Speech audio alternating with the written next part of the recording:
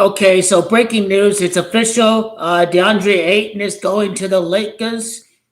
It's a 2-year deal with the player option. So if Goat King the Bond leaves and retires next year and the Lakers want to go in a different direction and DeAndre Ayton wants to go in a different direction, he is able to.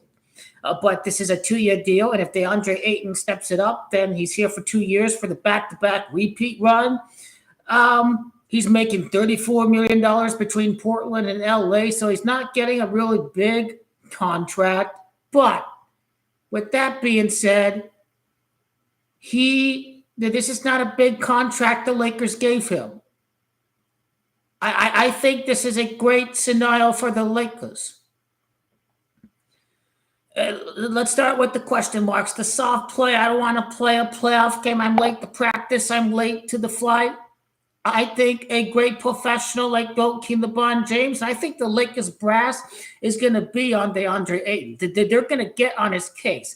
Don't think for a second they're going to tolerate being late to practice, being late to team flights. This isn't going to set well with Luka and Goat King LeBron James. I don't think Devin Booker is a very strong leader. I think he is going to be held into account by the front office and certainly by Goat King LeBron and Luka. So I think he's going to be held more accountable. In Portland, no one's really about winning, so he can be late as he wanted for the team flights and the practices. The culture is not very great at Portland, but he's not making $30 million on the Lakers. The bulk of the money is coming from the buyout from the Portland Trailblazers. And DeAndre Ayton has shown that he only plays hard when he's motivated to play for a new contract. This is not a big contract. This is a 2-year contract. The sky is the limit.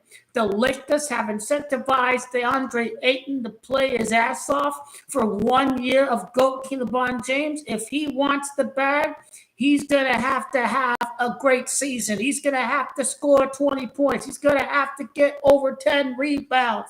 DeAndre Ayton would only play for Phoenix if they gave him the Supermax.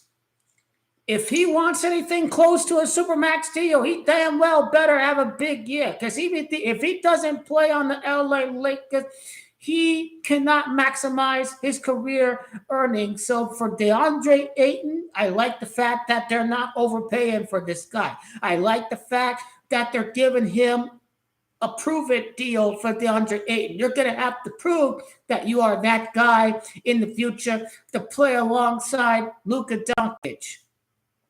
Now, what's weird to me is that, Luka's playing with a guy that he knows was selected ahead of him. So I wonder what the optics are going to be like there. You're playing with a guy that you know was selected ahead of you. But I hope Luka, and now DeAndre Ayton hates the Suns. He had enough of Monty Williams. He had enough of Devin Booker. He had enough of the front office that wouldn't give him the Supermax deal. So I think DeAndre Ayton is going to want to take it to the Phoenix Suns. I think DeAndre Ayton, no better way would it be to give the loser Phoenix Suns a big FU after getting shipped off to Portland, sinking into irrelevancy, to win an NBA championship and prove to the loser Phoenix Suns just how much you really needed DeAndre Ayton. How much of the team culture sucks on the loser Phoenix Suns, because they got destroyed without DeAndre Ayton. They haven't gone anywhere near competing for a championship without DeAndre Ayton. He was just a scapegoat. The loser Phoenix Suns were still playing soft without DeAndre Ayton. It shows that he was the easy scapegoat. If things went sour, they're just going to blame it on the guy being soft. So it's time for DeAndre Ayton to give a big FU to the loser Phoenix Suns by winning the championship on the hated LA Lakers. There would be no bigger FU than for DeAndre Ayton to win the championship on the LA Lakers. Kobe says Yeah, he hated the loser Phoenix Suns more than any team out there. How about that? The Ayton takes it up to the loser Phoenix Suns, and Kobe Bryant is right up there in heaven saying, "Ha! Fuck the loser Phoenix Suns." And DeAndre Ayton be like, "Ha! Fuck the loser Phoenix Suns. How you like me now? I'm gonna get my Supermax. I'm an NBA champion. I have more rings than you, Devin Booker. You be talking shit about me all the time. I have more rings than you, Booker the Bum." That is what he's able to do. That's what he's able to do. When we look at his bad relationship with the loser Phoenix Suns, the Lakers can only benefit from having a dog, DeAndre Ayton, that is motivated for a new contract. If you win the championship on your way to leaving the Lakers for a new contract, then the Lakers get a lot from this deal. They get the best effort of DeAndre Ayton en route to a championship, and what DeAndre Ayton gets is the player option to have a new contract after this season, and the Lakers could easily let this guy walk after this season if they really want to move in a direction with another center in case Joakim LeBron retires after this year. If Joakim LeBron James win the back-to-back, he win a championship with DeAndre Ayton, this guy's the goal. I don't know anybody who can bring the best of DeAndre Ayton's natural talent. But if Joakim LeBron is able to bring the best of DeAndre Ayton, this guy really is a serial genius. How was he able to make it work with Kyrie Irving? Because we're wondering how he was able to make it work with Kyrie Irving. Kyrie Irving destructed the Nets. He destructed the Celtics. But Joakim LeBron James was the only guy who was able to play a championship level with Kyrie Irving. And if he's able to do that with Kyrie Irving, no reason why he can't do that with another polarizing figure, DeAndre Ayton. Joakim LeBron James is ready for business. The Lakers need to make more moves because I don't think this is going to be enough.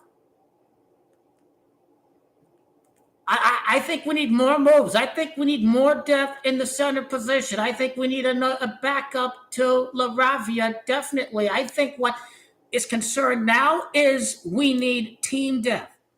Sorry, random guy on YouTube. I didn't mean to delete your comment there, but we had a faggot-ass troll over here with shit up his mouth, and so we had to delete his comment. So loser bums over there, big-time losers. They thought the Lakers weren't going to get a center. They thought Joakim LeBron was going to get traded, and now these people are delusional. Why was Joakim LeBron never going to get traded?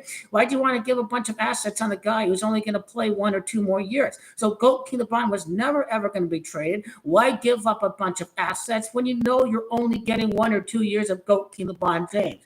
It was never feasible for Goat LeBron to be traded. And he always said he wanted to spend the rest of his career with the Lakers, and the only team that's going to allow the Bryce to play on their team, the only team that would make it happen is the LA Lakers. Teams just don't want Joakim LeBron James controlling their front office.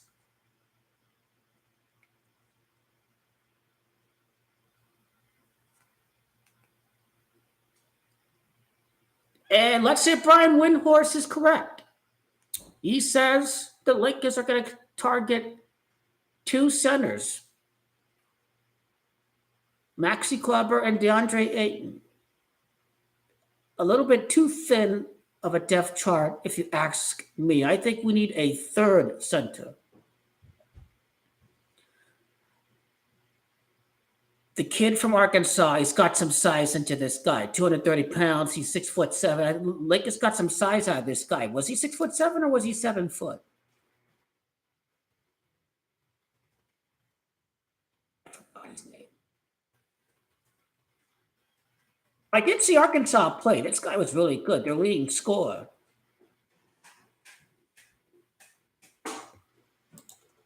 What's his height and weight? Adu Diarra. Hopefully he's better than Koloko. We're already getting better with tall wing play. He's 6'8". What's the weight? 6'8". Some guys may be big like him, but they can't play center. 6'8", 220 pounds. Okay, we got some size right there. We're getting bigger. We know what we need. We need multiple options. We need a Hartenstein. We need a Chet Holmgren. We're getting multiple big men in free agency. We're actually doing something right here to go out and compete.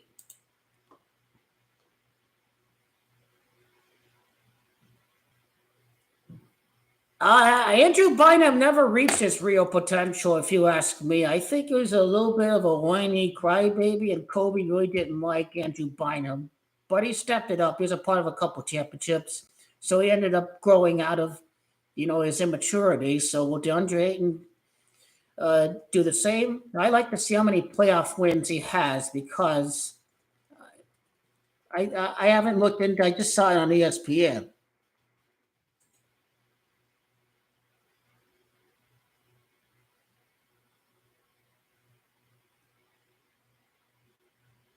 He has 27 playoff wins. He has 45 starts.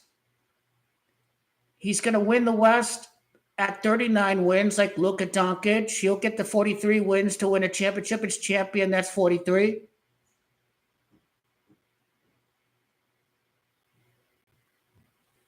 He had 14 playoff wins. Did he play every playoff game during the finals run? He's got finals experience. This is a plus for the Lakers. I was eyeing a championship center, but we get a guy with finals experience. This is great. We're getting NBA Finals experience. 29 playoff wins later, after losing to the Bucks, is when DeAndre Ayton's going to win the title.